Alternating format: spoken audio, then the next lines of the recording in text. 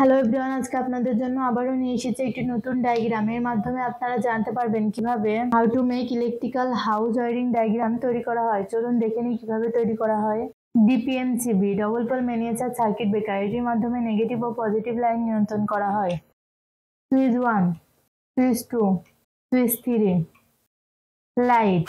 এর positive line DPMCB তে connection দেওয়া হলো, নেগেটিভ লাইন ডিপিএমসিবি তে কানেকশন দেওয়া হলো, পজিটিভ লাইন ডিপিএমসিবি থেকে সুইচে কানেকশন দেওয়া হলো, সুইচ থেকে পজিটিভ লাইন সুইচ 2 তে কানেকশন দেওয়া হলো। একইভাবে সুইচ 1 থেকে পজিটিভ লাইন সুইচ 2 তে কানেকশন দেওয়া হলো, সুইচ 2 থেকে পজিটিভ লাইন সুইচ 3 তে কানেকশন দেওয়া হলো। একইভাবে সুইচ 2 থেকে সুইচ 3 তে পজিটিভ লাইন অপোজিট টার্মিনালে কানেকশন দেওয়া হলো। আউটপুট লাইন সুইচ 3 থেকে লাইটে কানেকশন দেওয়া হলো, নেগেটিভ লাইন ডিপিএমসিবি থেকে লাইটে কানেকশন দেওয়া হলো, আর্থিং লাইন লাইটে কানেকশন দেওয়া হলো। এই ডায়াগ্রামটি পুরোপুরি সম্পূর্ণ হয়েছে। এভাবে আপনারা আপনাদের বাসা বাড়িতে তৈরি করতে পারবেন। ভিডিওটির সাথে থাকার জন্য ধন্যবাদ। ভিডিওটি ভালো লাগলে লাইক ও সাবস্ক্রাইব করবেন। আমাদের চ্যানেলে কোনো ভিডিও যদি বুঝতে সমস্যা হয় অবশ্যই আমাদের কমেন্টের মাধ্যমে জানাবেন।